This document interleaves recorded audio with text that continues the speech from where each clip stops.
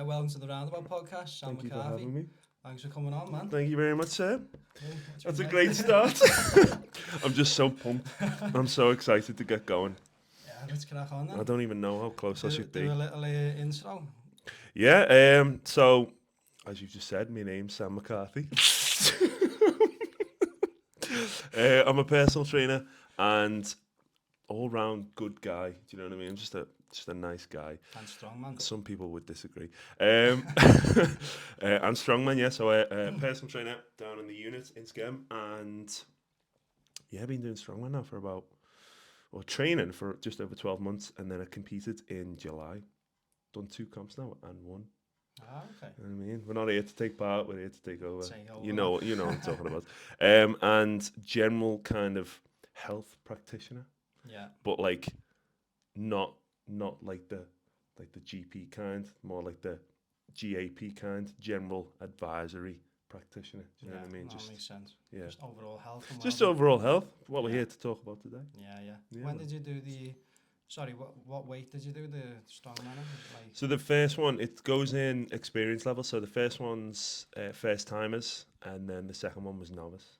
So okay. yeah, first time was just like, you don't know what to expect. You just come up and you give it a go. And then the second time, I kind of knew that it was going to be hard because novice is like such an open field. It's like people that have podiumed move up, so they're pretty good. But the people that haven't podiumed but are still good enough to compete have gone up as well. So it's like, you turn up and you're thinking, well, this will be easy. And then you're watching people warm up and you're thinking, nah, this isn't as easy as you think it's going to be. And a lot of people are quite competitive as well. But the thing is, like, with Strongman, not like in any other kind of thing that I've done, because I've done a little bit of bodybuilding, I've done a little bit of powerlifting and all that.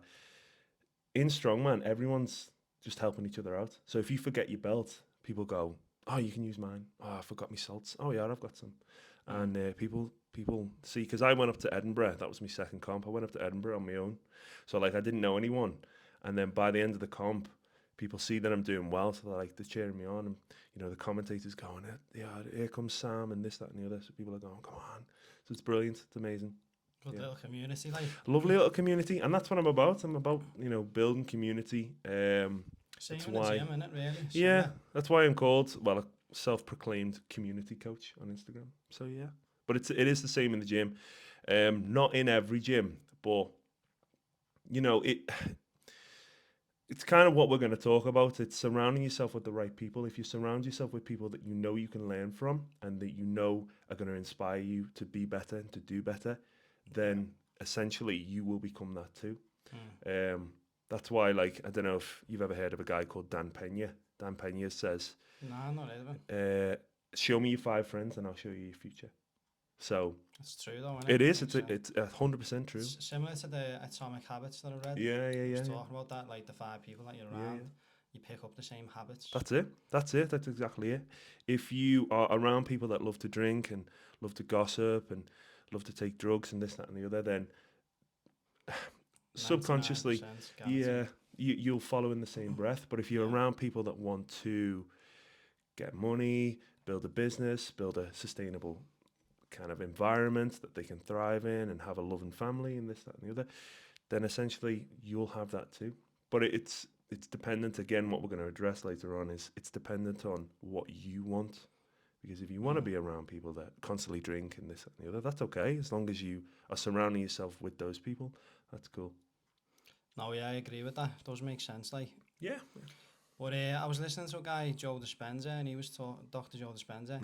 He was talking about that exactly, and the people you're around, and then people who have been like ex-drug addicts and alcoholics, if they go back to an event or they're around people again who are drinking, then it's gonna cause, like, it gives like a similar chemical reaction in the body to as if they are drinking, and then that creates the addiction again, and it puts them back in that place. So it's like, it does make sense the people you're around, but it's subconsciously, like you said, and it's all to do with like years ago, back in like tribes and stuff, you had a better chance of survival. Being part of the group and fitting in with the group. So you just do it naturally without even thinking about it. Yeah, man. You just end up like them. I'm just going to check that speaker a sec, because I've got the speaker on, and I don't know whether it's going to interfere with it. One sec. I just realised that's turning on. Right, we're still recording. Yeah, it's still on. I don't even know how close I should be to this mic, you I know. think you're fine there, like, I think that's... It's getting me good side. Should be picking up quite well, like. Nah, to be fair, you know what, the whole strongman thing, I think, in terms of, for me, it's just about finding something you enjoy. And I will always plug this. I'll always try and like drive this home. You know, working in a gym, I do countless inductions. Yeah. The number one thing I say to people all the time is do what you enjoy. Because if you do what you enjoy, you will do more of it.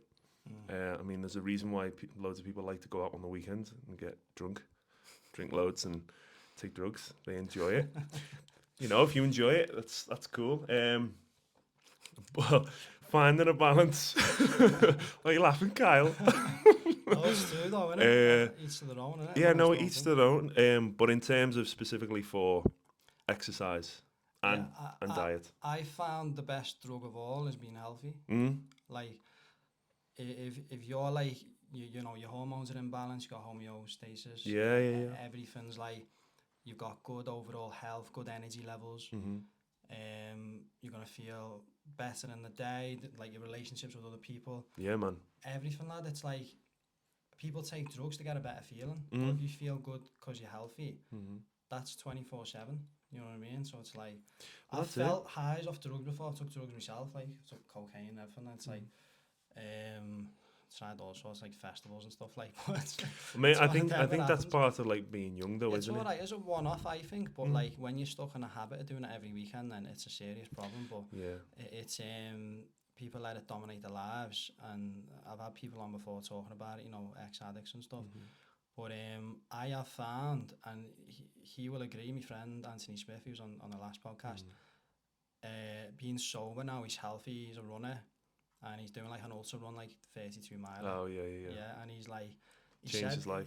It's the best he's ever felt now, without taking drugs, you know what I mean?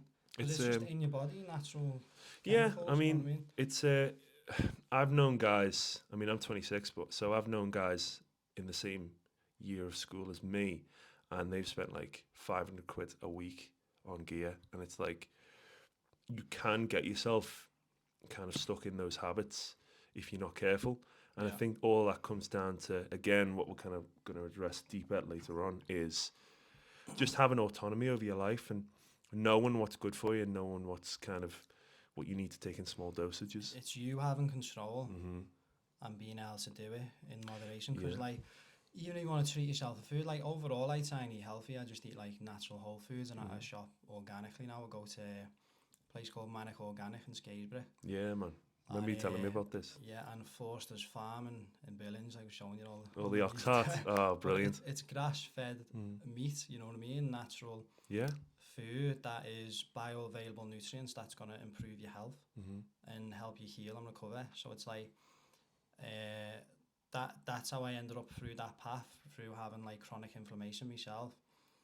And yeah, I sort of like, I went on this like route and like just learned all about the nutrition, learned about foods that are like anti-nutrients. So like processed foods, junk food, we all know like that can act as like anti-nutrient, the chemicals and the ingredients in them. And you know, there's certain like plant foods that can cause us and mess up our digestion, certain like defense chemicals in them. I met a guy called Phil Escott, and he like did nutrition for like, he studied it for like 40 years, and he's tried all different diets and stuff, and vegetarian, vegan. He tried the paleo diet, and then he transitioned to carnivore. And that's sort of what Paul Saladino says. He's like going like an elimination diet. So like, that's our ancestral diet. And bone isotope records show that we've predominantly been eating meat for 2.5 million years. So it's like we've adapted to it. Yeah. And we've got a pH level of 1.5, which is like similar to a lion. It's acidic. And it's crazy when people try and tell you like it's bad for you, you know what I mean? But I know I'm eating organic grass-fed meat. Maybe if you're eating like processed meat and that, and you're going like supermarkets sometimes, because when they're corn-fed, a lot of the times, like, you know, they're polyunsaturated fats and they can cause inflammatory. But like the glyphosate they spray on the crops and stuff as well, that's probably one of the biggest problems. I think what like a good start is like taking out the processed foods, taking out like so processed foods, wheat and gluten, take that away. Anything that's got glyphosate on it, change to organic.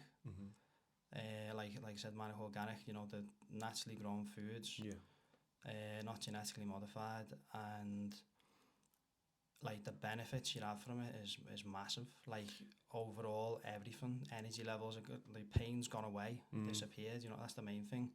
Because like I got to a stage where I couldn't get out of bed and stuff, and like I remember you saying that. Yeah, I went through like 6 months of hell, and I was like, oh, I don't want to be here. Like I had no reason or purpose to be there, because I wasn't able to train, and I wasn't able to go to work, and it was like a very difficult spell. And that sort of like opened my eyes and humbled me in a way, and made me realise how important health is.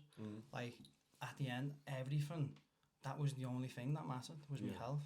And then I went on that journey, and I figured out like different foods that help you, and like, you know, it's not rocket science, is it? You know, you need like certain nutrients and minerals in your body, and you've got to avoid certain anti-nutrients that are going to cause you problems and affect your gut health, for you to be able to recover and, you know, heal. And it goes in everything. It's like that thing as well, what I was saying with the placebo, the Joe Dispenza, like he's talking about like the science behind it. You know, if you're in a state of like happiness and love or whatever, or you're feeling better about yourself, you've got these positive chemicals, endorphins, dopamine, serotonin, then your cells are in a different state and they work together, and it's a time for growth, so you'll heal quicker.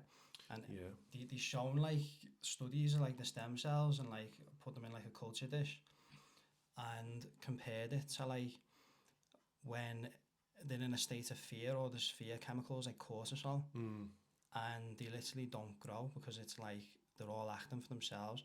If you're in fight or flight and you're trying to survive, it's not a time for growth. Your body's like, we need to stay alive. Yeah, that's it. It's the same thing with on a hormonal level as well. So there's one particular is pregnenolone steal. So essentially, when you are in a state of stress all of the time, then your adrenal gland will redirect pregnenolone from going to the sex organs back towards the adrenal gland. So so essentially the body is saying the last thing we need to do right now is reproduce. What we need to do is actually focus on getting ourselves back to homeostasis, back to, you know, base level.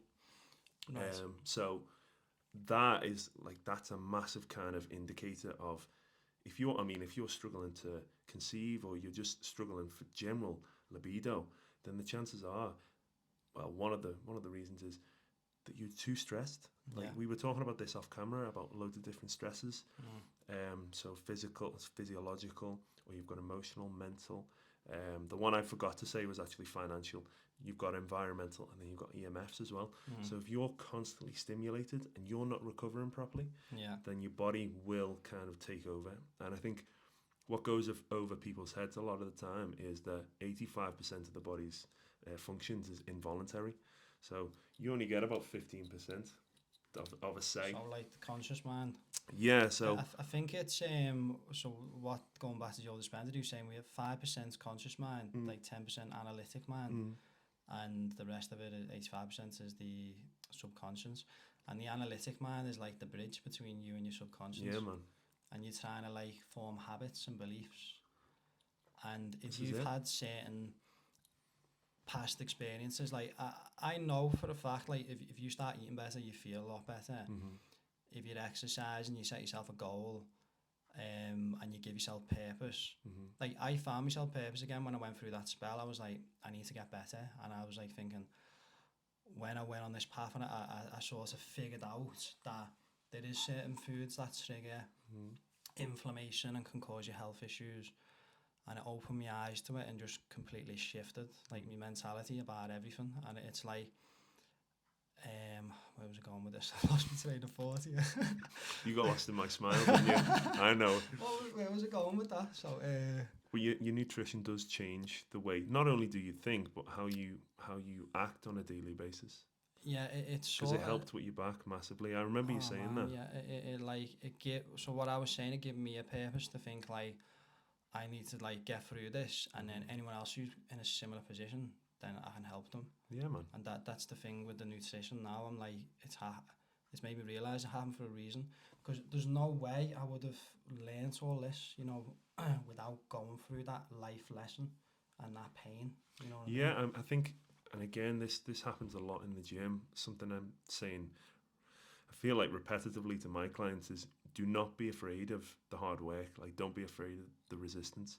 And again, working in a gym, I'm sorry to say that about 90% of the people in there just do not train hard enough, and they only train to a slight discomfort, to a slight resistance, and then as soon as they feel like out of breath or sweaty or uncomfortable, then it's like, I've got to stop now. It's like, no, that's when you need to push through. It's like that in life. Last rep. Yeah. You got to get to that failure. Yeah. It's like that in life. You build the most on that last rep. If you train yourself to go up to that breaking point, to your limit, and then just try and go a little bit past that in the gym or outside, then essentially you will grow each time. But it's a mindset, and some people have it and some people don't. But it is all dependent on whether or not you want what it is that you're going after. And I think some people can be a little bit afraid to just kind of identify what it is that they want in their life. Yeah. Especially, all right, so let's just use it in the gym as a gym format. So you've got someone, I get this a lot. So someone comes up to me and says, I want to lose weight. And you go, okay, so what is it that how much weight do you want to lose? And they might say, I want to lose 5 stone. You go, did you lose any weight last year? And they go, yeah, I lost about a stone. And you go, well, that's not, I mean, that's great, but what you need to do is set a target that's up to 50%. So if someone says, I want to lose 5 stone, and they say, and you go, all right, now work up to 50% of that. So 2.5 stone. Yeah. That's a feasible kind of target to get. If you were to say to anyone, what would you like? What's your dream? What's your goal? I think a lot of people would say money-wise, I want to be a millionaire, I want to be a billionaire, whatever. But then you say to them, how much money did you make last year? And they go, I made 30 grand, 35 grand. And you go, well, how do you expect to achieve that goal if you're not being realistic about what it is that you're doing? Because up to 50% of that is 17 and a half. Do you know what I mean? So what I'm getting at is people need to be realistic and smart about the goals that they're going after. Yeah, it's like an incline, isn't it? Yeah, exactly. And then the more you are realistic, the more achievable it is. And be specific about what you're after. So bringing it right back, if you're just going to do things without any kind of purpose or kind of objective, then it's just like walking in the dark. You know, you're not going to get as far as you think. But if you have a clear purpose and a clear vision on what you want, then essentially, I thoroughly believe that once the human mind has made a decision on what it wants, then there's nothing that can stop it from getting it. It's just having an idea. And sometimes it takes people like myself, a professional, to kind of usher you in the right direction, or even just discover what it is that you're after. Yeah, I think as well, so I realised that your wealth really is internal. So like people want certain objects, certain material things that get a certain feeling. Yeah. But if you're happy anyway in yourself, you sort of bypass the need to get all them material things. So like if I'm exercising, my hormones are in balance, you know, I feel healthy, I feel happy. And that's it. And I'm around good people, I'm making good memories, I'm having a good experience. that's the main thing for me. Yeah, it's I think it's great when you are in that kind of flow state. So, you know, just that quickly, flow state being that you are doing things instinctively without feeling as though your ego is being judged, or your ego is judging you.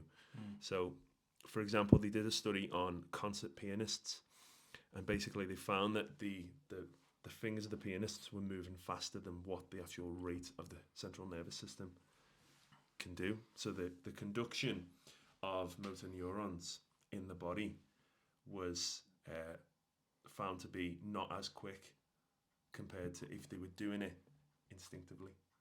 Does that make sense? So if a concert pianist So is like doing it instinctively, they're not focused on what the crowd is kind of experiencing, because if they were, they couldn't actually perform as fast as they could. So relating this back to how you can perform, then all you would have to do is get a clear vision on what it is that you want, set out a plan, yeah, and then once you've found that, you can then go, right, I'm away, I'm going. And what you'll find is that you won't focus so much on what other people are thinking about you. You won't focus on all of the Instagram posts and this, that, and the other. You're more focused on what it is that you're doing. And there's a brilliant little picture of Michael Phelps swimming. You've seen this? So there's a swimmer right next to Michael Phelps, and he's looking at Michael Phelps, and he's in second at this moment in time. yeah. And the caption to the picture is, "Winners focus on winning, and losers focus on winners." That makes sense, doesn't it? Because Michael Phelps is focused solely on the end goal, which is the finish line. It's if you're so focused on others and what they're doing, then you just you lose sight of what you're after. You're jeopardising your own success and goals. That's exactly it. I found that in workplaces. You know, I'm focused on myself, hitting my own target and stuff. I worked in sales, and there's always other people like, oh, well, like, you know, had something to say about what you're doing, or like, you know, it's like, just focus on yourself. I didn't care, like, you know, what they were doing. I was just focused on me. I've got to hit my target, and that was it.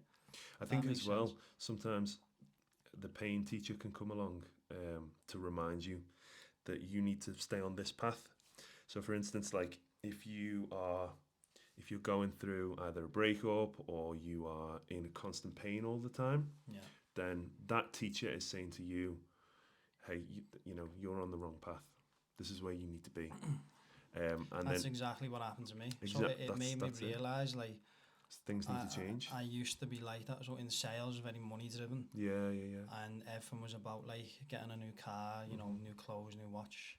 I mean, I still like having nice clothes and stuff, but like, I'm not anywhere near what I used to be. And I just think now I know my priority, it's my health. And when I was at that point, like that breaking point, it made me realise that. And I'm like, my ego just went out the window. And that's why, like, I used to worry. I used to think, oh, if I like talk on a camera, or, you know, people see me, like, if I do a video, oh, they might, like, people might laugh at me, or might, you know, get embarrassed or whatever. And then when I like got to that life lesson, I was like, I don't literally care about any of that, as long as I'm like healthy, putting a message out, or I'm healthy myself, and then I can inspire others to get healthy. I can help others. You're on the right path. That's it. So the before becoming a personal trainer, I was actually a sports journalist, and it was very kind of ego driven. I was like, I'll be on the telly, I'll be a household name, everyone's going to know me, I'm going to be famous. But then essentially I hated it, and I did it at like the highest level. I was working for the BBC and ITV at one point, and I was like, do you know what? If this is as good as it's going to get, this is not for me. So like starting again, it's for me, it was identifying, you know, one, I want to be the person being asked, you know, how did you do the amazing thing that you did? But then also I want to be able to help people. I want to be able to actually influence people on a direct kind of basis. Yeah. Whereas in the last line of work that I was in, I couldn't do that. I couldn't really influence any positive change. Yeah. And so sometimes I do think you need to go through some hardship, some resistance, some discomfort to actually say to people, hey, your nutrition's super important for a healthy brain, for a healthy body. Being around the right people is super healthy, super important for a healthy state of mind and lifestyle. And again, sometimes you do need to have those lessons, those painful moments Yeah. to realize where you are. It humbles, yeah, but I do think like I just you feel like gotta have people. a balance with your ego. I feel like people shy away from that, though. You know, away from. like the pain and the resistance and the discomfort. Oh yeah, Do yeah. you know what I mean? Because people don't want to feel like that. They just want to be like comfy. I was know what like I mean? feeling sorry for myself at the Mhm. time, and then something just clicked with me subconsciously, and it was like, you know, do something. Yeah. Like, you know, and it's like saying, remember who you are. You know what I mean? Don't give up, and that's what I got to like. But going back to like your ego, I do think so. You'd have like 3 hormonal states from. So I seen a psychologist. So I was struggling with things myself due to like upbringing. There's different like past events that I've been through where I've lived in like 20 houses. So it's like apparently that's like the second most stressful thing. Is I didn't moving know that. house. Yeah. So I've moved about a lot as a kid, and I'm a bit of a perfectionist. I have a bit of like OCD and stuff, and like that sort of added to like being anxious and stuff. And then I had this thing with my back, so now I'm very, very hyper vigilant of hitting my back, and I'm still getting through this now, and it's like a PTSD thing, and it's like even though I've got rid of the inflammation, I'm still very like I still have to be Don't very. want to go back there. Yeah. I'm very careful, but like in a way that'd be normal for anyone, but I'm like I can be a bit extreme with things, and this psychologist was talking about like your 3 hormonal states, and like so you fight or flight, survival. Some people who've had past events, that takes control, that takes charge. It's like I'm in charge, you know, because I need to based on your past experience, and it's a different version of yourself. So it's like that can be enlarged, that state, and then your soothing state like relaxation, you know, like oxytocin, all them chemicals, that's like dimmed down. And then the same with your drive. So like your drives your ego, you know, sex drive, everything. It's like motivation, and like that gets dimmed down as well. If that's like you were saying, like if you're in fight or flight, it's not a time to reproduce. And we're working on things now to like train the other sides, you know, to get them going. But that's what I'm saying about the ego. I think that some ego is quite healthy. Like if you have that motivation, like you're just gonna have the right balance with it to set yourself goals, and that's feeding your ego because you're achieving success. You know what I mean? That's it. You if you've got, I mean, you've just said it in a nutshell. It's like it's balance. It is balance. Find balance. I mean, you can't have. There is such a thing as too much of a good thing. And again, if you, the body is an amazing thing. So if you are going to continue with certain patterns of behavior and it's not beneficial, the body will then say it'll give you pain. So let's take an injury, for example. If you are trying to train through an injury, the body is saying, hey, listen, stop. Stop. This needs addressing, because if it's not going to get addressed, you'll be out of action for a while. That's why like sleep's so important, because all your healing's done in your sleep. Yeah, man. And that's what opened me mind to all this. So like when I initially started with the pain, I should have really said this on the introduction, but like going I was having like painkillers and stuff, and all like different like gabapentin, naproxen, diazepam, cortisone injections. Wow. They would give me like anitriptyline for like to help me sleep and stuff, and through learning all this about nutrition, like them tablets can be harmful. Yeah. The toxic. Messes with your microbiome. Gut microbiome, the lining of your gut, and even though it's masking the problem, it's preventing your body from healing. So all these chemicals that you put in your body, I was just getting more sick. It was obvious, like I wasn't getting any better, and it's like that's what got me on this nutrition path. And I remember trying keto diet, and then I was like, it was the only time I could really like train properly, and that I was like, why have I got no inflammation? And then it just clicked with me then. But then I just went like into this like even further, going organic and stuff, and it's like it sort of like clicked with me then. I was looking at like glyphosate and how that it kills these 9 essential amino acids in your body. We need to get them from food. We can't produce them ourselves. Yeah. So if you're putting that in your body with glyphosate, it's on Weetabix and everything and fucking oats. I used to think they were healthy, and it's you're putting that in the body, it's killing the amino acids from the other food that you're trying to digest, the meat, the eggs, the fruit, and it just like it's bad. It's bad. It baffles me though. And I just clicked on me. I was like, hang on a minute. It's just so much that's going on. Like, and it made me think. And it's like, is this like? And man, it's not an accident. I'm all this like these foods that the big food corporations, they know. Oh yeah. That these foods are causing us health issues, man. Like all these chronic diseases didn't exist years ago. Like apparently from 60 years ago, chronic disease was 7%, and now it's gone up to like 60%. So it's like something's going on. It's not normal. Like I think a lot of it's got to do with your diet. Cancer, man, it's not genetic. Well, I think there's a reason why it's gone. Well, it used to be like 1 in 8. Cancer used to be like 1 in 8. It used to be 1 in 10, and then it went down to 1 in 4, and now it's 1 in 2. So it's like something is obviously going wrong. I mean, don't get me wrong, we are in an age where you're constantly being stimulated. And so if you're constantly stimulated and you're not getting enough sleep and you're not recovering properly, then the pain teacher comes along and says something needs to change. If you ignore it, then you'll get sick. If you ignore that, then eventually it'll manifest in different ways. And then if you ignore that, you'll die. So one of the hardest things is eating organic or getting people to eat organic.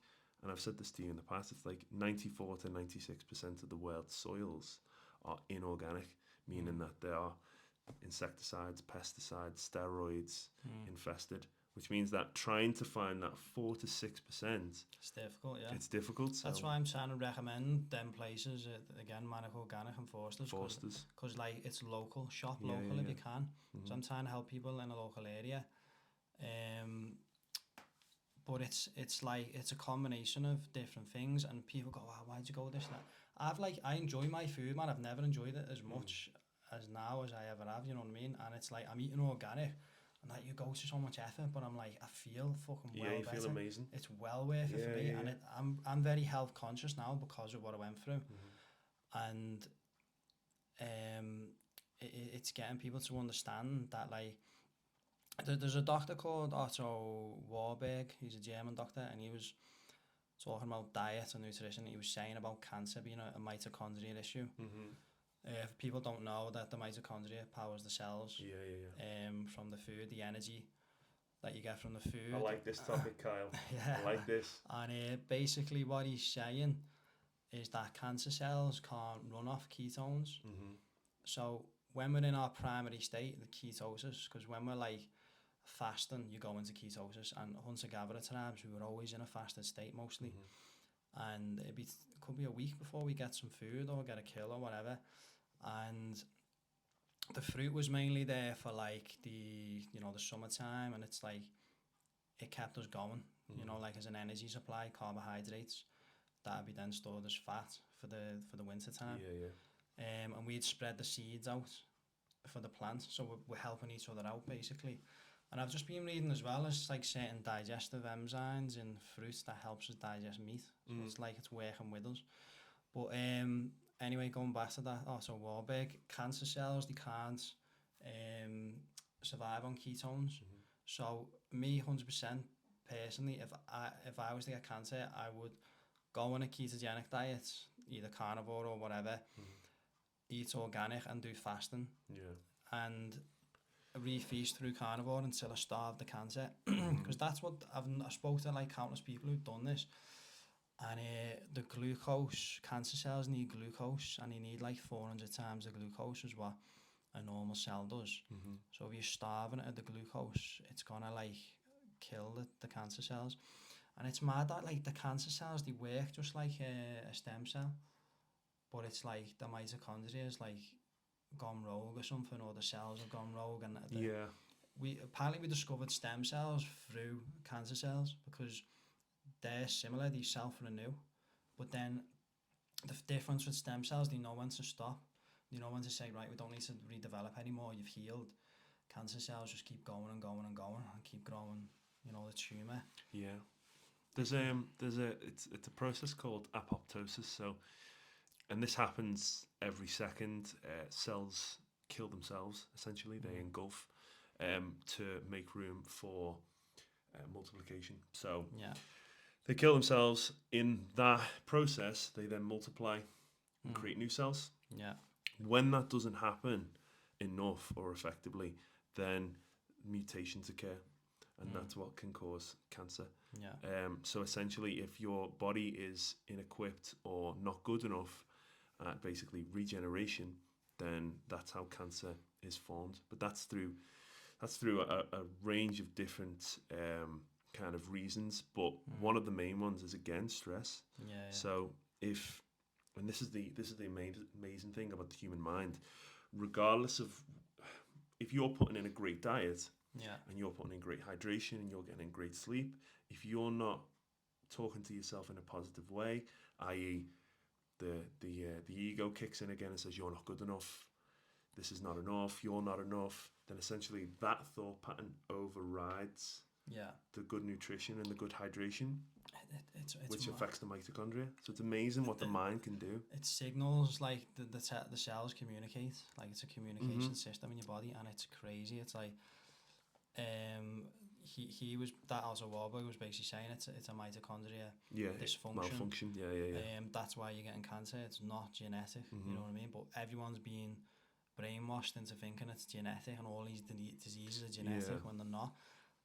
You can get a predisposition. You can get a predisposition. This was saying epigenetics. It's a new study, and this is saying that like 95% of things are to do with lifestyle and you know, the things you're putting in your body, and it's like and it's saying as well the reason why people are having issues is, say, like your parents could be leading an unhealthy life, and then the reproductive system isn't producing to its full potential, and then the kids can end up with issues. So it's like nature knows what it's doing on its own, but we're interfering with it with so many different things. These chemicals, different processed foods.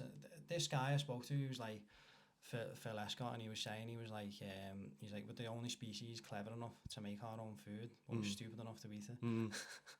Mate, and it makes sense. He's like makes saying total sense. We're clever, but we're not wise. And it's like some things we do, like we're clever enough to do it, but why would you do it? Like, and that makes me.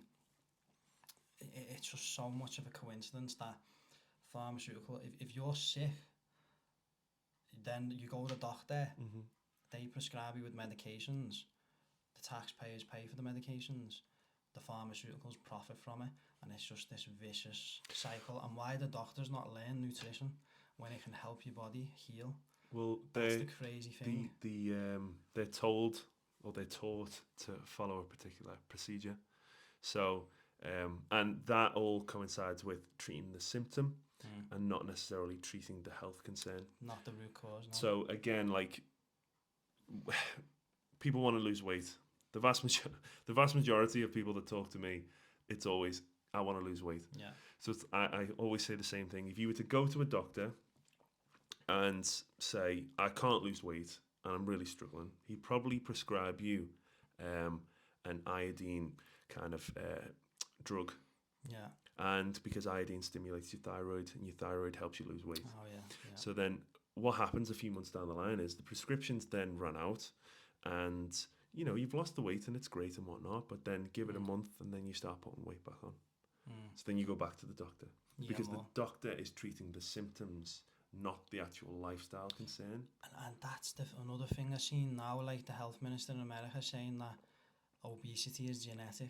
How is it genetic? You know, it's like, oh man, it's if it's genetic, then why is there no fat hunter-gatherers? They're not fat, they're all shredded, man, like healthy. They're just looking after the pharmaceutical companies. Exactly, but they're like, oh, it's genetic, don't feel bad about it. But then, as well, the way they've had to come to that conclusion is because the diet advice they're recommending in the first place is wrong. They're recommending seed oils, which are high in linoleic acid and very inflammatory. They're recommending wheat and all these processed foods. They recommended Lucky Charms over a piece of fucking steak. Yeah, I saw that. Funded research by the government in America. in a university saying that, and I've seen it saying Cheerios. How can something that didn't exist 100 years ago be healthier than nature's food? Like, it's just fucking crazy. I think as well, there's no common sense with people. You know, there isn't, and this is more of a kind of a sheep in the crowd type of situation, whereas people are not doing their own research. Like you and I, we love talking all things about health and nutrition and whatnot. So we do our own research and we look into it. I think a lot of the time people just rely on BBC and ITV and Sky News to get most of their kind of it's true. news and information. They haven't got the I get it, because a lot of people don't have the time to research. They're working, they're busy, they've got responsibilities. But at the same time, it's if you're not going to do your due diligence, then what will happen fair, is... I'm making excuses for them, really, aren't I? To be fair, like, I mean, they should do their own research, and everyone should do it. See, so what you touched upon before, which was, you know, parental kind of influence, the number one influence on whether or not a child is going to experience a challenging or difficult life is whether or not the parents have direction. That's research done by Childline and the NSPCA. So if you as a parent are not, if you don't have any direction, if you don't have any autonomy, if you aren't thinking for yourself, that will subconsciously be picked up by the child. So then the child will then grow up and think, you know, how do I deal with this? Is the world out against me?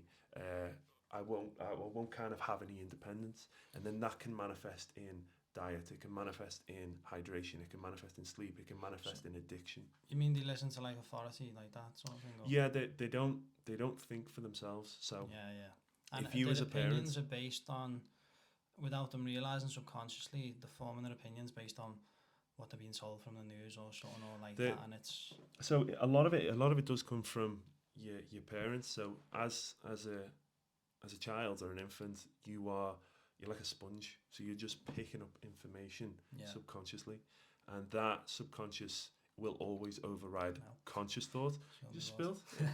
Getting that excited, mate. So then essentially in later on in life, when you are an adult, it's already manifested.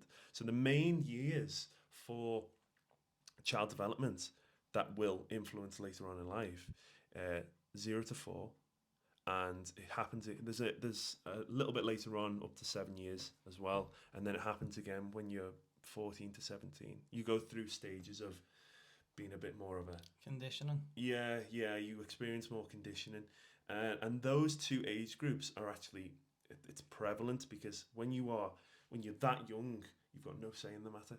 You don't know you don't know your ass from your elbow, and then when you're a teenager, you don't know whether or not you should be a child, or you don't know how to perform as an adult. So again, you go through that stage of, I need to know what's going on. You go through a conditioning stage. Yeah, I think as well, like the society we live in, like it's a capitalist society, and it's like the governments are there for the businesses and the big corporations, the banks.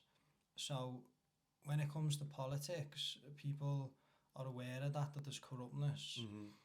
And they do backhanders and all sorts of deals, the government, and it's like it's the same with health, the same with nutrition. Like these big food corporations, like there's so much money involved in it, and it's like the highest bidder. So like when they do studies, they're very biased studies, or they're funded by the big sugar companies, so they get an intended result, and then that's why we're coming out with studies telling us that Lucky Charms are healthier than a piece of beef or steak. It's mad. And it's like, it's political influence that has impacted health and nutrition and made it so confusing. And that's why everyone has all these misconceptions and different opinions. That's why, like, I have looked at different studies on different things, and then I've had to just, like, sit back and think, hang on a minute, like common sense, and use my intuition, and it's like, what have we been eating for all these years? We've been eating meat, eggs, fruit in the summer, and it's like, that makes sense to me, natural foods. And then I've tried different diets and stuff, and like this, the best I've felt. Each their own, people do their own thing, but like through the research and that I've done now, it's like, I seen something recently talking about like a piece of steak and an egg, like the protein in them is like 95% bioavailable with the amino acids as well. Whereas like plant protein, it's not the same. It's like 45%. But there's this big push on like get your protein, get your protein from there. And it's like, I'm not judging anyone for doing what they want. Like, I'm not gonna force people to eat what I say. I'm just saying like this as an advice. I think it can improve your health based on my experience and based on the research that I've done. And it's like I'd never force it on someone. And the thing is, like, it's when they try and make you feel bad for eating meat. That's what I don't like. It's like something that we're vetting naturally. Like lions eat meat. You know, we're an animal that eats meat. We have done for years, and it's like, I've managed to heal and recover by doing that. And before you like judge me saying it's unethical, like try fucking living through what I did for 6 months, mate. You wouldn't fucking be here. You know, it's not good, mate. But it's mad though, because I've learned all that, like the hard way. Yeah, the protein being bioavailable and there's certain nutrients in the meat that you need that you can't get from plants. And then it makes me think, hang on a minute, if it benefits pharmaceuticals being more sick, they're going to want people not to have as much nutrients or minerals, because then the body's not going to heal and recover as well, and are going to be more dependent on drugs. So big food make more money and pharmaceuticals make more money. So it's like they work in hand, like it's a good relationship that they have, you know what I mean? And that's where you've got to sit back. If it makes money, it makes sense. But it's true, but it's like not everything in the health industry is corrupt, you know what I mean? It's like A&E, for example, like if you break your arm or whatever, like you need them for that. There's certain antibiotics that help us. Like I had sepsis, just for an example, like, and it was like food poison off the chicken. You know, I'm scared. Mate, I know sepsis is so serious, but the way you got it was hilarious, you know. I know, it's just on a night out in Ormskirk, and then I went for a takeaway, and then fucking ended up really ill, like. But it's. But you ignored it, didn't you?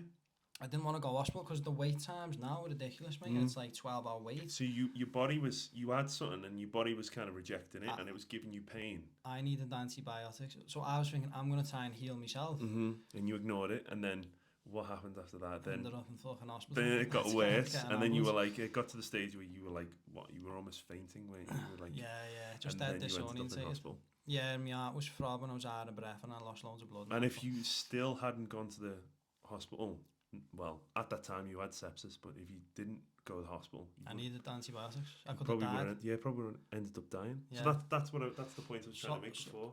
That's exactly right, and that's what I'm saying. It's a grey area with the. So when I'm talking about pharmaceuticals, like there's some antibiotics that are like antibiotics then that benefit me. But when it comes to painkillers and masking pain, it's like a window of money.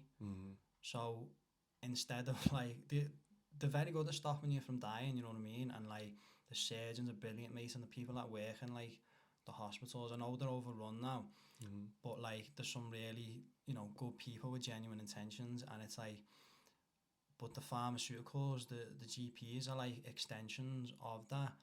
And even though there's people with these genuine intentions, the role that they're doing is, and it's not their fault, it's just like the part of that system, and that system is like provide pharmaceuticals for people, and it's like the salesman, like I'm going to prescribe you a patient as a customer, and it's like, instead of getting, none of the doctors actually say like, hang on a minute, why is this happening?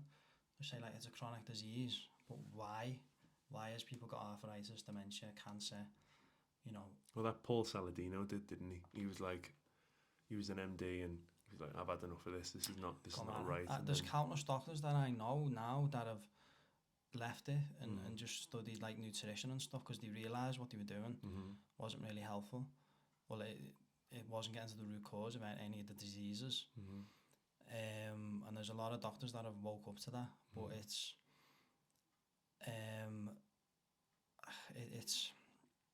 it's hard, because it's like they'll always want to prescribe you them drugs, and you think, and I was conditioned to thinking, if I'm sick, I'll go to doctors.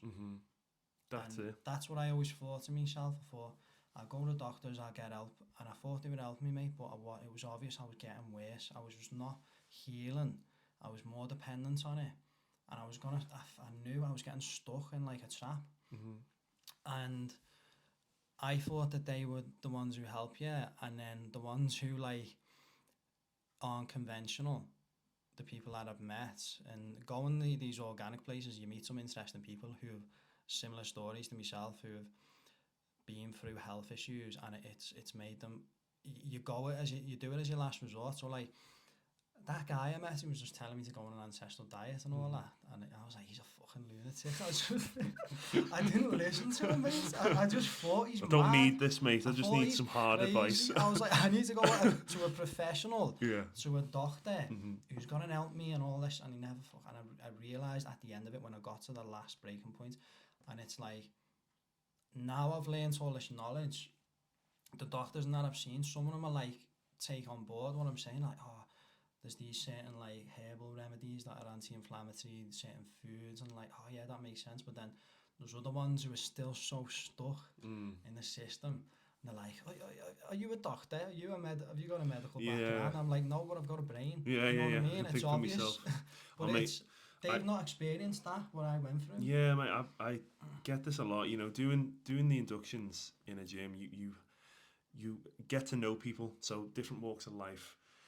Oh, I went to a chiropractor. He's told me that I can never squat again. That's actually happened. Like I've had, he's a friend of mine now. He's come up to me and he said, I can't squat because the basic cartilage in between my spine has worn down enough that it's just bone on bone now. Disc, Yeah, it's just disc on disc. That's what happens. That's what my problem was. Well, and the chiropractor's gone to him, you can't squat ever again. And so immediately my brain's gone, that's not right. No. And then I've sought some advice from other people, some other physios and health practitioners, and they've both confirmed what I was thinking, which is that's not right. And so you can do it. You just need, well, he could do it. He just needed to be a bit more careful. And it's the same thing here. It's like, just because, I mean, there's something called white coat psychology. And you might see this sometimes on Instagram. You know, someone who's telling you something that they want you to do or that you should do, whether it's exercise or diet or nutrition or whatever, or taking pills. They might have on like a blue vest, like a V-neck blue vest, like a nurse, or they might have a white coat on. Now, because it's white coat psychology, you automatically believe them because you think, oh, they must be a doctor. Yeah, they're qualified. They're qualified. Oh, they must know what they're talking about. If I had a white coat on now with a couple of pens inside the pocket, you look like a scientist. I'd look like either a scientist or a doctor, and I guarantee people would listen and go, if you say he it must with know what he's talking about. If you say it with confidence, And you say it with confidence. but because that's what they've learned, that's what they've been conditioned to, be taught. But it's. I can give you another example as well. So, in the NHS, through physiotherapy, they do something called the McKenzie method, which is basically stretching away the pain. Which is like, I'm sorry to say, it's bollocks. It's like it has a place. So I'm a strength coach, and my kind of approach is if it's tight. This was my approach, I should say. If it's tight, it's weak or it's working too much. So you need to strengthen other areas of the body. And then my kind of sports therapist said to me, you need to stretch a little bit more, but you need to do both. Don't just do stretching because it won't get better. It'll just mask the pain. It'll alleviate it for a little bit. But if you just keep strengthening it, then you're just gonna exacerbate the issue. You're gonna make it worse. So essentially, you need to one, actually address the issue properly and not just kind of mask the pain. But two, you also, from my experience, don't just get one source of information. Don't just listen to one doctor. It's true, yeah. So you know your own body as well. Yes, because in the past I was like, oh, I know it. I'm a strength coach. If it's tight, it's just weak, or it's too strong. I need to do other things. Yeah. I sought a second opinion, and the second opinion actually helped me out. Because I think a lot of people nowadays either rely too much on BBC News or the mainstream news or one doctor's opinion, and that can get you into a whole bunch of trouble. Yeah. Because first of all, you don't even know why you're sick in the first place, or you don't know why you're consistently experiencing health concerns. It's mostly to do with inflammation, because you can't have pain without inflammation. So it's like that's where the foods come into place. And my like advice for anyone who's suffering with inflammation, whether that be like IBS or joint inflammation, or they've got Yeah. even like acne or problems elsewhere in the body, try cutting out wheat and gluten. Try cutting out like any starchy foods. Like I cut out my potatoes, I cut out rice, pasta, any grains, I took them out. From what Paul Saladino says, there's phytic acid in in nuts and seeds, which can inhibit the absorption of like other minerals and nutrients in your body. If you've not got the right nutrients in your body or minerals, then your body's not going to heal properly. You're going to end up having inflammation. So yeah, one, cut out your wheat, cut out seed oils, vegetable oils, very inflammatory. Cooking like preferably butter, ghee, tallow, coconut. Extra virgin olive oil is okay as well. Another thing I would say is, another thing Paul Saladino talks about is the leafy greens. Like, we're actually conditioned to thinking that they're really healthy for us, where there's a lot of defense chemicals and oxalates in them. And the plants need the leaves for photosynthesis, so it makes sense that they don't really want us to eat them. Same with roots and stems, they need them as well. And he recommends cutting out them as well. And then obviously the processed foods, cut out the processed junks. Inflammation, like this guy I met as well, it was at the organic farm, and he's like telling me about the EMF and stuff. Another guy who I thought he's fucking crazy. I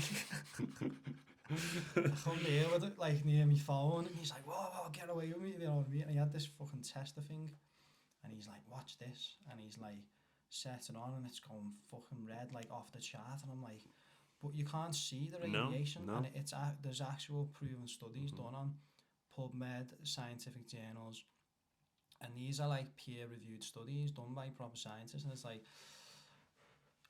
as soon as you say that, people think you're fucking crazy or you're an airhead or whatever, but you're like, hang on a minute, like actually look at the evidence behind it. This is real. Just because you can't see it doesn't mean it's not fucking there, you know what I mean? And it's like, he was showing me all this, man, and all these studies, and he at first thought it was crazy, but he planted the seed, and then I started listening to him, and he's like, talking about this and like reducing your, it's impossible to completely avoid.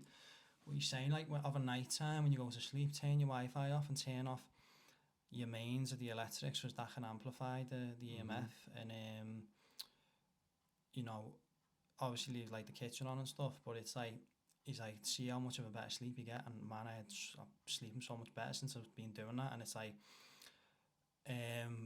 as well, we're supposed to wear for ourselves, and it's like, we're meant to be in nature, we're meant to be earth 24/7. Feet on the ground. And there's science behind this as well, like they're doing like the actual, they've got the testers on you, and it's like, when you're positively charged, when you're not earthed, that's why you get like static shocks, because you're positively charged and the electric's trying to get out of your body, and it's trying to jump from one place to the other. But when you're earthed, it like, you go to like neutral, you go to zero, and it's like negative ions from the earth. Yeah. And there's many like healing benefits and proven studies done on it, where it reduces inflammation, improves your heart health, reduces stress, reduces cortisol, helps you sleep better.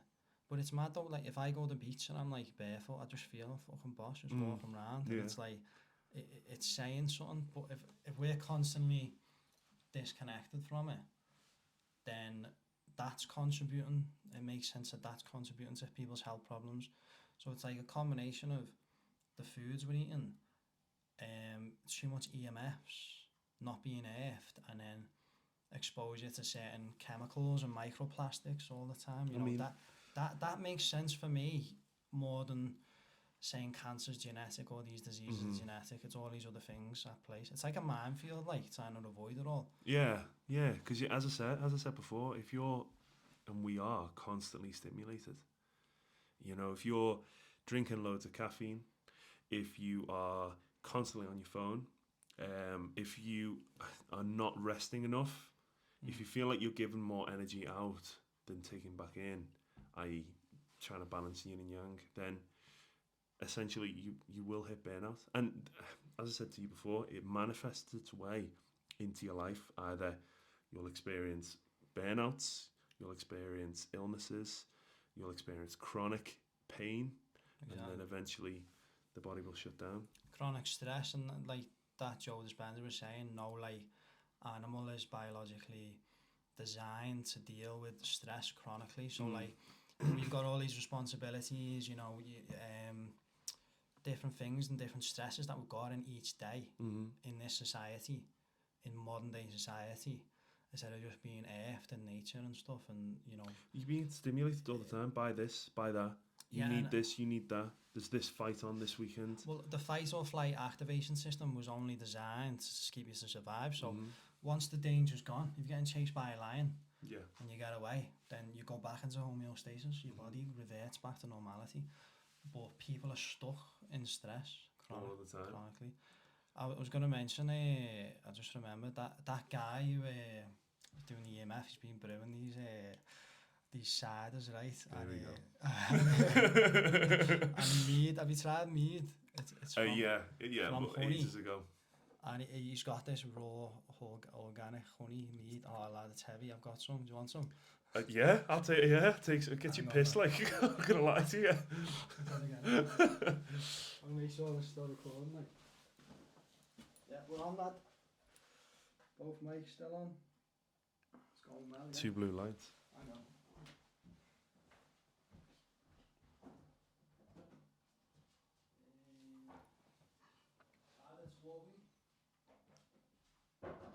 I had it years ago. You can get pissed and it's good for you, like. It's fucking got loads of nutrients and enzymes and...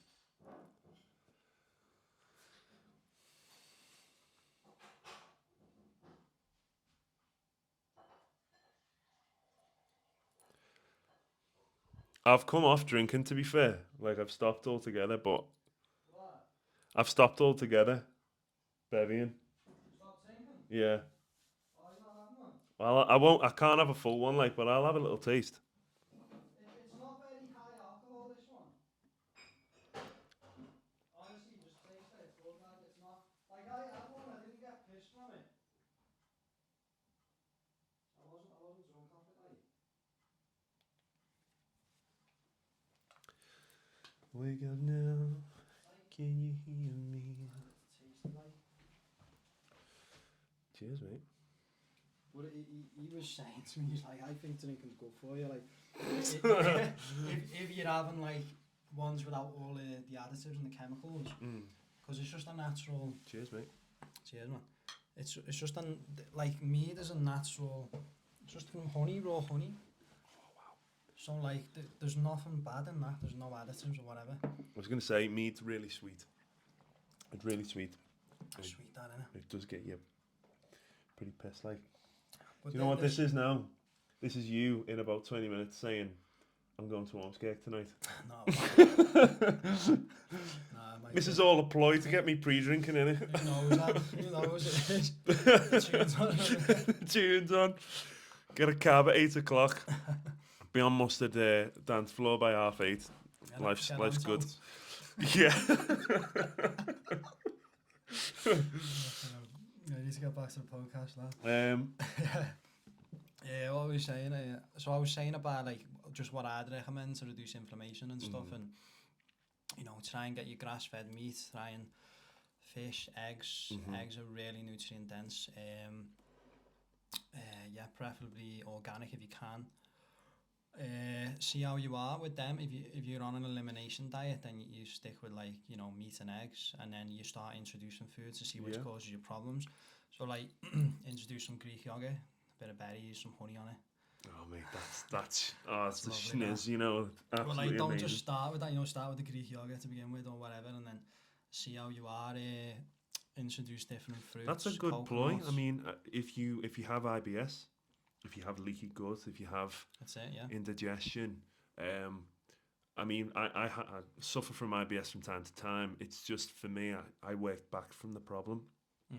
So mine, funny enough, got kicked off because I was having a roast dinner every Sunday night, and I wouldn't have any problems because you can actually develop IBS. So I was like, I wasn't having any problems, and then one Sunday night, I was like on my walk, on my post meal walk, and I was like, oh, I don't feel great here, you know. And then I was like, what could that and it happened 2 weeks on the bounce, so I was like, something's not right here. And it was actually cauliflower. Cauliflower, Yeah, so I Right. eliminated cauliflower from my diet. It's a FODMAP, so fermented oligo di and polyols, Mm. polysaccharides, um, and they can cause leaky gut. Same with what's it? Same with acid reflux. Oh yeah. So if you suffer from acid reflux, chances are it's the food that you're eating. I mean, you could be eating too quickly. You could be having too much water with your meal, too much caffeine. But essentially, if you start by just cutting out things, then eventually you'll go back to finding what the issue was. But I think a lot of the time Yeah. people just kind of go, I'll just take some Gaviscon. That's Or what they do. yeah, True. do you know what I mean? Like I'll like me coffee, so I'll have a ton of. I know a guy who's like well into his wheat based foods, Mm. well into his coffee. Mm. You know, eats loads of junk food, and he always carries because he does make his own food as well. So in his bag he always carries Gaviscon with him. And I'm just like, you're a man who knows what's gonna happen.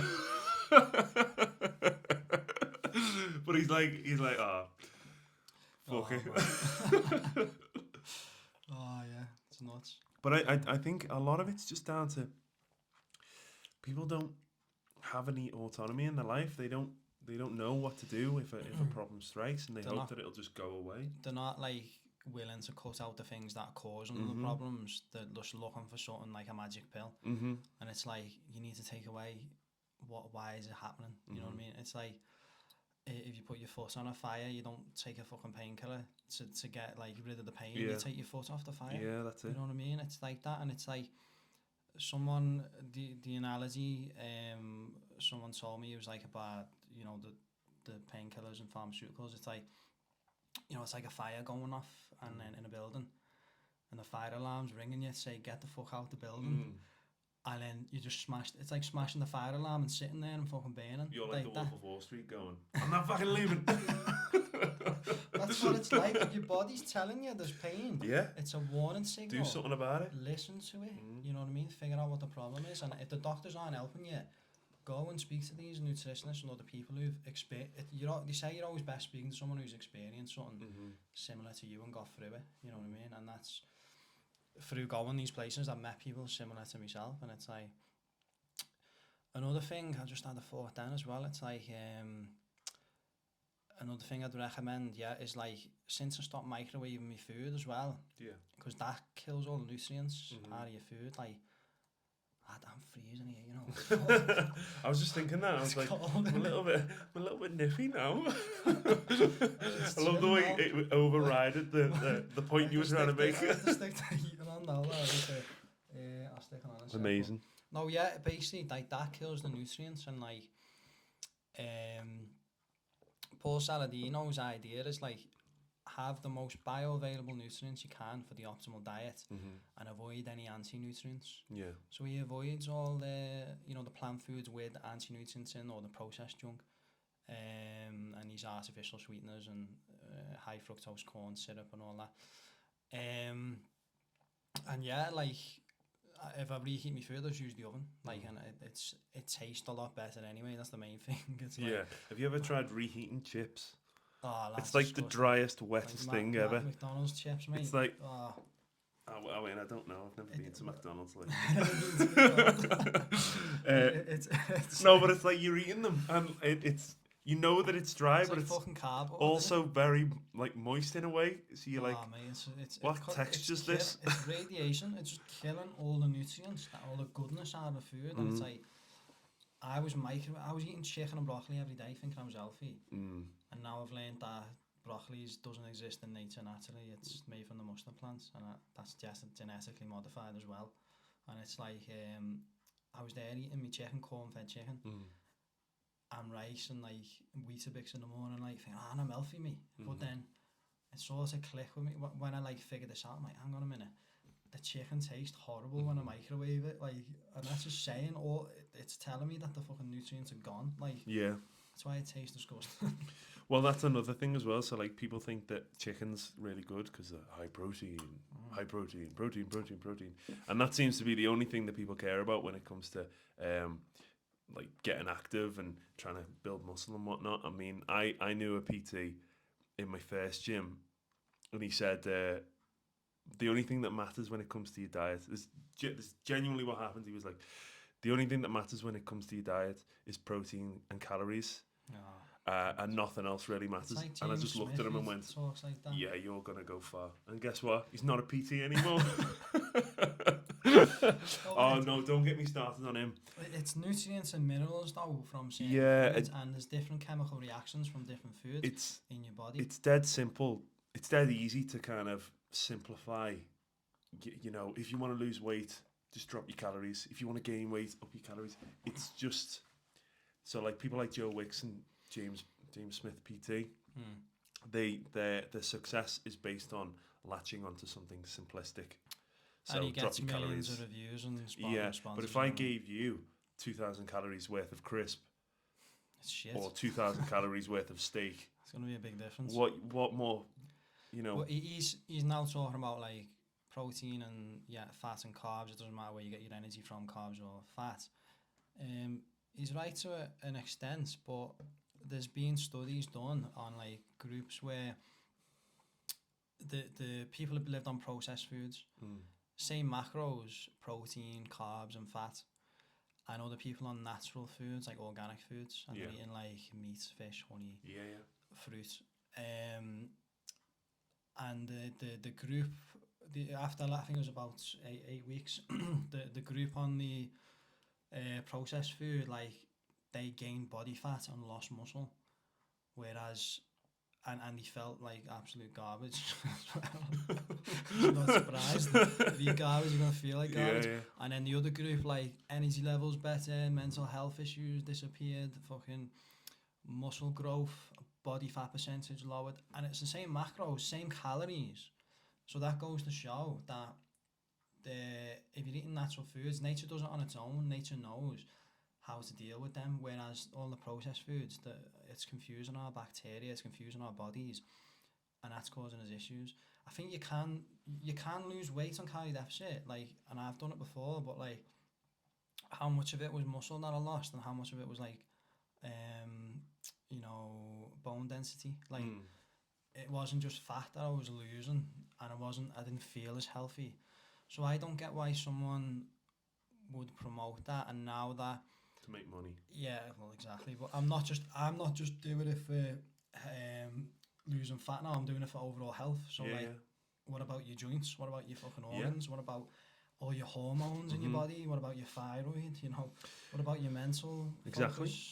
Because like, your brain develops off eating healthier foods. So, do you know what I think is a little bit mind blowing to some people is, if you are in a calorie deficit for too long, you actually don't lose any weight. You can't be in a calorie deficit for the rest of your life. Your body gets used to it. Your body gets used to it, and then what happens is it goes into kind of like survival mode. So then it just stops burning any fuel.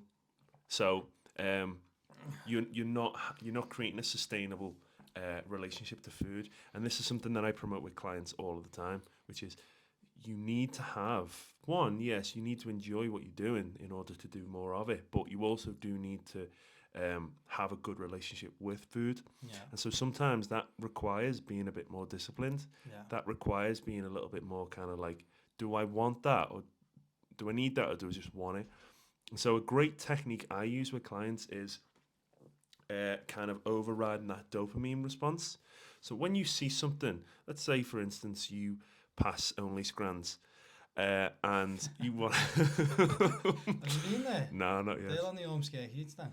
Are they? Yeah. They do the Milky Bar in Bearscope. Oh, nice. Yeah. So they, if say you pass them and you think, I fancy a pizza, give it 10 minutes And They if do healthy scans, they're only scans. only scans do healthy scans. Do all the chicken and everything. That is right, man. Chicken, beef, all that. I got Healthy-ish. just a little digression. I got a boss little box from Leon the other day. Have you ever been to Leon? It's a coffee shop. It was a satay chicken.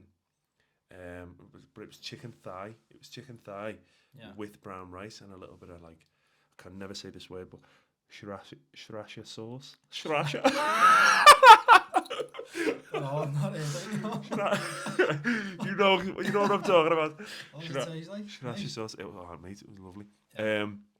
But yeah, let's say for instance that you go and think, oh, I fancy a pizza. That 10 minutes, override that 10-minute response. Because essentially what happens in the brain is your neurons are firing and then dopamine is drowning the brain. We're addicted to dopamine. Yeah, and so the brain goes, we need that now. And so then what happens is after 10 minutes, the dopamine then levels down.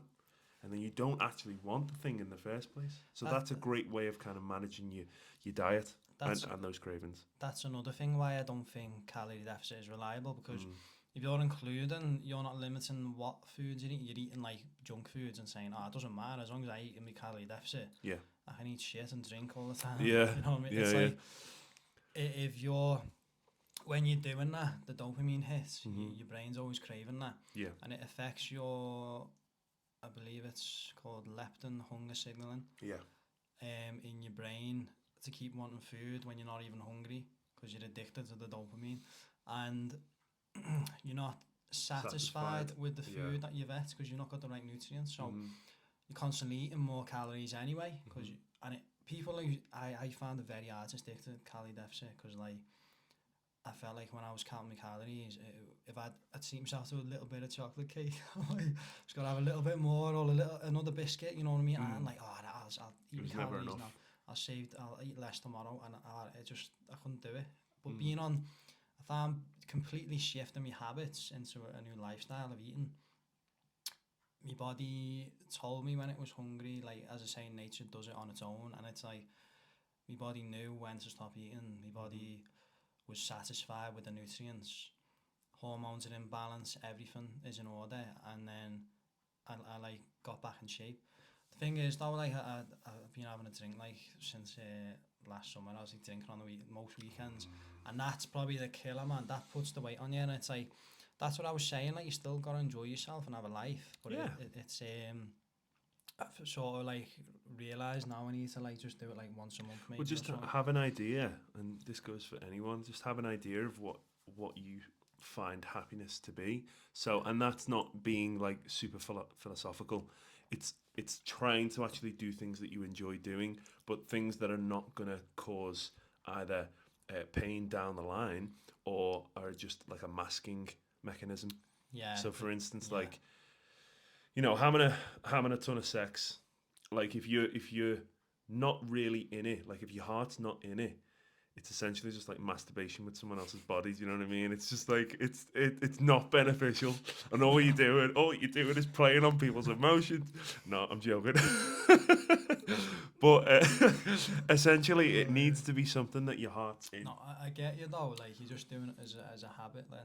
Yeah. So like, I mean, to kill time. Just to kill time, or to maybe make an experience better. But if you're trying to make an experience better by including like a bad thing, i.e. like lots of alcohol or lots of drugs, then is it fun in the first place? Do you know what I'm saying? So it's finding things that you fan your flame, that are enjoyable and actually add to your lifestyle. So, I mean, in the future, I plan on doing things like acting classes, just because I fancy putting myself out there and doing things out of my comfort zone. You got that, mate? Yeah, so you do that locally, can you? Or? Yeah, you can, and I think you can do it in town by the bombed out church, and then in Formby, I'm planning on going to tango dance classes soon as well. Tango? Yeah. What's that? Tango? You never heard of the tango? No. The tango. It's an Argentinian dance. Oh, okay. It looks, if it's done properly, it looks amazing. Like I did salsa in the past, salsa dancing, and that was a lot of fun. And the main benefit of that was I was just exposing myself to loads of different people. I did a bit of that salsa dancing in Tenerife. How'd you get on? Terrible. Awful. Mate, It's hard to remember it. it's hard to It's remember good, it. it's good, I did like, it for like, I think I did it for just over a year. And it changed the way I thought. Because I remember I was like super down one day. And a friend at the time was like, hey, you know, what's going on? And I was like, I just feel like I need to do something different. I feel like I'm wasting me time in my life. And, you know, I want to get out there. And then a couple of days later, she'd like text me and said, "Say Wednesday free because we're gonna go salsa dancing." And I was like, at the time, I was like shit scared because I was thinking, "Fucking hell, I'm 6'4". I'm like, I'm dead gangly. I'm not, you know what I mean? I'm gonna look dead out of place. But then I did it, and even after that first, listen to me being an advert for salsa dancing. Even after that first lesson, I couldn't stop talking about it because I felt as though like, and this might sound a bit kind of trippy, but I felt as though like my soul was saying, "You're doing exactly what you're meant to be doing, which is putting yourself out of your comfort zone, doing things that are enjoyable, not really risking anything in the future, and essentially trying to get closer to people because that's what dance can be." As I said before about flow states, once you get into a flow state, you're not conscious about what people are thinking about you, and that's essentially what it is. You're just doing it instinctively, just for the few. Yeah, you're in the moment, and that's exactly what it is, and you're just loving it. You're not bothered about how other people are perceiving you. Like, you're just freely expressing your spirit and your soul. It's like boxers when they're in a boxing match and then it's just them and that person in the ring, and it could be like 100,000 people in the stadium, and they just block it out. Yeah, mate, that's what happened in my last comp. So basically, it's two farmers carriers, so it's 100 kilograms in each hand. Someone says go and someone says stop. Yeah, that's it. And there's 60 seconds in between those two commands. Yeah, someone said go, and then I blacked out for like 60 seconds. I don't remember a thing. And then someone said stop, and I didn't like actually pass out or anything. I just mean like metaphorically. Yeah. And then someone said stop, and I was like, almost felt like I woke up. I was like, what the friggin' else just happened? And he's like, you've just absolutely smashed it there. I think it was because once you are so invested in the task that you're doing, again, winners focus on winning. Yeah. If you're more invested in what you're doing and concentrating on your performance as opposed to how everyone else is going to perceive me to be, everyone else is judging me, you'll get more out of it. And I hear that a lot in the gym as well, which is like, oh, I don't want to go in the weights area because it's the guys area. It's the the big beefy dudes go in there. I don't want to get judged. I don't want to get. I don't want to. I don't want to get judged. And then I'm like, to be fair, like no one gives a shit. Like I remember taking this girl into the free weights area in Bannatyne actually, and on an induction, because she was like, oh, I'm dead scared. I don't want to go in there. I feel like I'll get judged. I went, come on, we're going to confront this fear right now. And we did overhead dumbbell shoulder press, right? Yeah. She put down the weights and I said to her, now look around. And bearing in mind, it's like, I think it's a Monday night, so it's super busy in the gym and in general. I go, just look around. And she does. I go, how many people are looking at you right now? And she goes, none. And I go, there you go. So just focus on what you're doing. Get a clear vision and a clear plan of what you want. It'll help you focus on what you're doing. And then as you're doing it, just try and do it to the best of your ability. Yeah. And before you know it, you've gotten to where you want to be. You are who you want to be. And you are then instinctively around people that are fanning that flame. Yeah. So, yeah, I think it's just super important to, again, focus on what you want. It's getting in that flow state, though, isn't it? Getting into that flow state. It's super difficult to get into a flow state because it requires you to fully let go of your id. Like on your salsa dancing. Or your ego. Oh, mate, honestly. So it's like a different beat, isn't it? Yeah. Even like the whole like vibe to it. Well, I did another derivative called bachata, and bachata's like 4 beats. So it's often just 1, 2, 3, 4, like that. Yeah. But it's super sensual. So your partner, usually for me it was a woman, would be like usually. It's just like a class, yeah. Yeah. It was Kyle. It was a class.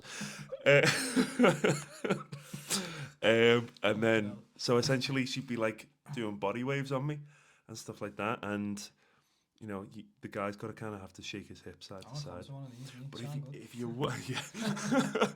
if you're watching it and you've got two people that are just kind of invested in making it the best dance they can, not just for the people, but one individual is saying, I want to be the best partner you've ever had, and that usually it's the dude that's saying, I'm going to lead you the best.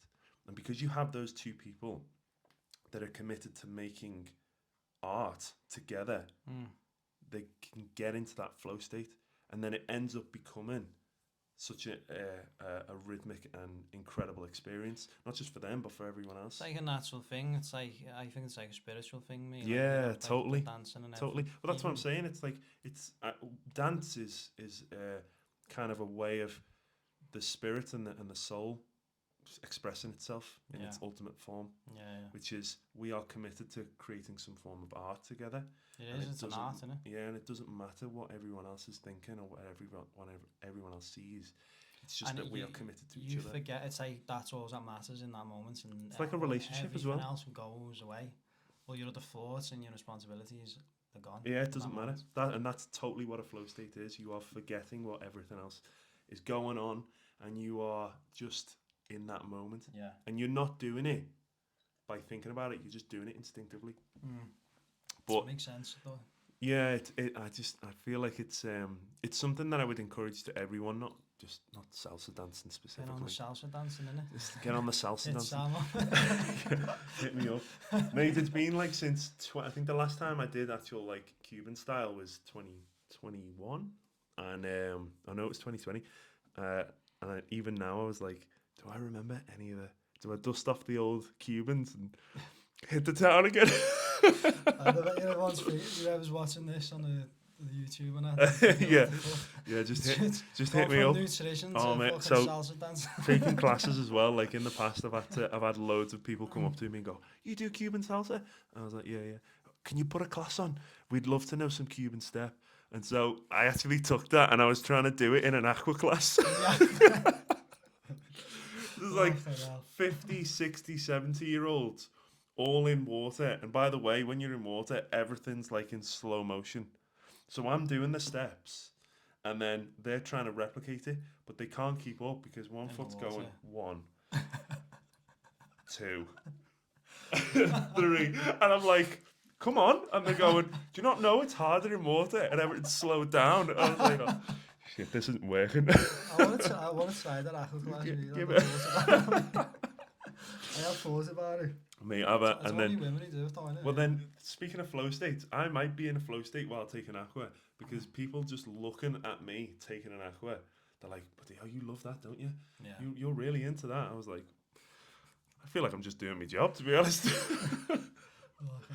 Anyway, that's a massive digression. What was we talking about before? I'm just trying to think. What else do we want to go through? I was thinking. I think in general, this is just how you can create good health, isn't it? Yeah. So creating good health, I thoroughly believe anyway, is more of a decision.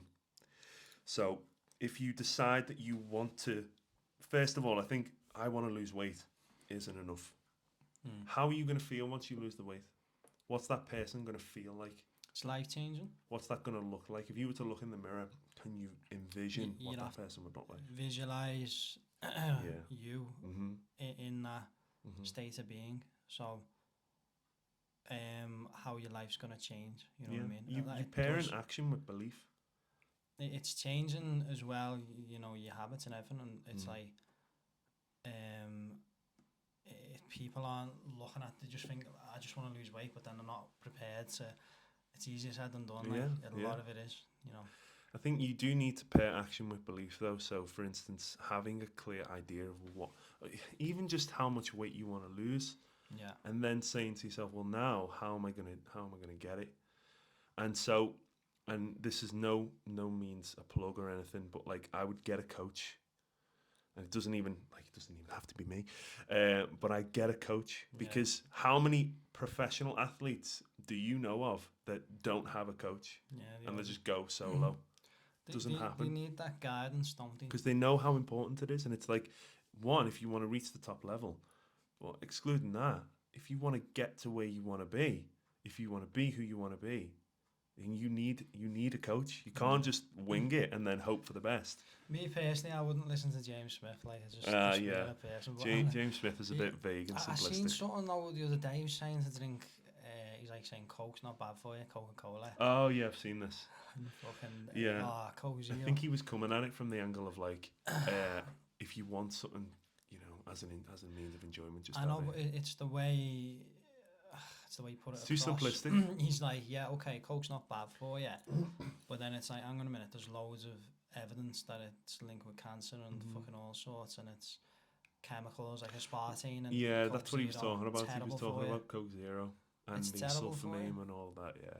And apparently though, the thing with the calories, it's like Coca-Cola are being found now, so that high fructose corn syrup that's in it, it's added calories, like hidden calories, so it's actually 4 times the amount of calories what they're telling people. Oh, wow. And it's the same with a lot of sugar companies are linked, and it's the same with a lot of the foods that they're promoting. They say, oh, it's only 200 calories or whatever, it could be like 800 calories, so like it's not reliable to do that calorie deficit now, because you can't trust what it says on the tin, you know. They had there's laws in place obviously for them to meet the demand. They do try and find loopholes, but I think the last kind of update on the law was they can be up to 4 grams out. 4 grams. 4 grams. 4 grams, believe it or not, is a lot. It's that high fructose corn syrup, I think. It's the hidden calories. I don't know how they've done it, but like Saladino was talking about it. Like, yeah, he went in on it. But yeah, it's as I say, and there's nothing. And generally speaking as well, like if you are on the right path, then I've written down there, I like to go by rules of eighths. So 4 out of the 8 times you feel great, 3 out of the 8 times you feel okay, and then once you feel like shit. If you feel like shit all of the time, the chances are something needs to change, because you're not doing what your soul is actually intending it to do. Yeah, but if you feel great all of the time, then you're either not working hard enough or you're having too much fun and nothing's getting done. So, and again, I think we've kind of come full circle now. You need to put in the hard work, the hard miles, and don't shy away from it, because essentially pressure makes diamonds, and so it's true. I get that. But the main thing from my perspective is just like trying to give advice for people to try and I'm all for like people trying to lose weight and get in shape and feel better about themselves and have more confidence and stuff, and that improves your mental health. If you've got a strong body, you have a strong mind. The mind and body are connected. And then my side of it is like going in more depth, like, you know, overall health, preventing chronic diseases, making sure you're healthy for your 40s and 50s, you know. Because if you're messing up your gut at a young age, then it's very hard to recover from it, you know what I mean? So it was kind of like a blessing for me, because even though I went through that, it was like a short like warning sign for me to learn this. Yeah, you were young enough to kind of turn the tables. And I've learned this at a young age. Now it's like, it's helping me. I understand health to a good level now, and it's like, it's everything in terms of like, you know, anti-aging, making sure that you know, skin's healthy, joints as well, recovery time, and it's like I want to be able to still go to the gym and exercise like all my life, really. I don't want to stop training. And it's like, when you look at you know, like our ancestral tribes and stuff, they've like, the ones who are in the later years, they found evidence of ones like living to like 100 and stuff, and they're still in good health at that age. Because it's like, people now where they say, oh, we live longer now, and it's like, do we really, or do we just die slower? You know, because like, we're getting all these drugs and stuff, and we're stuck in, you know, in the house all the time, and we're stuck on oxygen or whatever. We're not really living, and it's like these ancestral tribes, the health they were in at the later stages, was far superior to what we are now. And it's like, as well with the bone density thing, like we base it saying the bone density, like when you're on like ancestral type diet, carnivore, like that increases a lot. Yeah. So the studies that the remains that we're finding, it's saying like, oh, these were only like a 30-year-old, but was he a 30-year-old? Was he like more like 80, 90? Yeah. Because the bones are in such good health at that age. That's the thing. Everyone thinks, oh, we're like advanced now. We've got these modern pharmaceuticals. We're better, but it's like you don't realise all like the influence and the politics and stuff, and the things that have caused us problems and went backwards in ways. You know what I mean? That's it for me. And I was just like, personal experience. I've lived through it. I know it's true. You know what I mean? Yeah, So yeah. it's like, That's the best type of experience. It's first hand, isn't it? yeah, that's it. Do it yourself. But is there anything else on there you want to go through? Or? No, mate. I think Yin and yang, lad. so. Yeah. So the main kind of thing I wanted to drive home was by creating your own health or by loving yourself, you create good health. Yeah. So as I've written down there, 1 love, 2 energies, yin and yang, 3 choices, optimal, effective, and do nothing. So optimal is what is the best decision for the team. If you're in a relationship, that's your partner, what's the best decision for the team or your immediate community. And effective is best decision for you, but this is usually suboptimal and it's usually very selfish. And then do nothing is literally what it says on the tin, only when you need more information or you feel as though you've got a little bit more time to, make up your mind. Would you do that? And then the doctors. So 1, 2, 3, 4 doctors: quiet, diet, movement, and happy. Yeah. So quiet, sleep. That's the best. Like in terms of recovery and regenerative effects, sleep's the best one to do. Yeah. Because and meditation as well. Yeah, so meditation, mindfulness, just having time where you can think and be quiet. And reaching out to people as well. Reaching out to people. Who've got experience or can help you. Yeah, and then movement. Don't suffer in silence. Yeah, and I think because you've had people on the podcast previously that have spoken about that, how important it is to talk. Yeah. But to also take action. Because from what I heard, a lot of the people have turned their life around because they took action. That's the main thing. And they decided that, and you took action when it came to your back. It was like, I've had enough. When you took action when you had sepsis but didn't know it. Like, I'm in a lot of pain here. I need to make it. I need to go to the doctors. Yeah. Did something about it. But it's a lot of people can be told what to do and they still continue. So you've got to want that change. You have got to want that change. So in a nutshell as well, just mentioning about targets, usually I would say to people that if your target out of 1 to 10, 10 being that you are completely driven to it and 1 being that you just couldn't give a shit. Yeah. If it's not at least a 7, it's not a target that you are going to achieve. Right. And now if I said to someone, all right, you want to lose weight, out of 10, how much do you want it? And they went, oh, well, most people say, oh, I want it at least an 8 or out of 9. But if you're honest with yourself, like, how important is losing weight? Or is it more important for you to actually feel like you can have a healthy lifestyle? So be honest with yourself. How badly do you want the thing that you're going after? If it's not at least a 7, then I'd just abandon it before you end up wasting time. And then movement and happy. So quiet, diet, movement, happy. And I think a lot of the tribes that you were talking about can reach a rich age because they're always moving. They're always moving. They're happy because they have purpose. They don't have the same life stresses as They don't have the same life, so they have quiet. They have their time when they're not fully stimulated. They're not stimulated all the time, and they're not feeling like they're being pushed to buy something. And their diet is consistent and tip top. It's natural. in vitamins and minerals. So that enables them to fuel their lifestyle. So all of that all of those four come into one, and that's why they can lead a healthy life. That's it. It's like a jigsaw, isn't it? Just Yeah. gotta find the pieces and Yeah, what yeah. suits But you. you've got to be honest about who you are and what you're doing and where you've come from as well, because by understanding where you've been, you can get a good idea of where you're going. Definitely. And so, yeah, I think that's it. That's it from me. I think as well, like Jay Shetty. Shetty.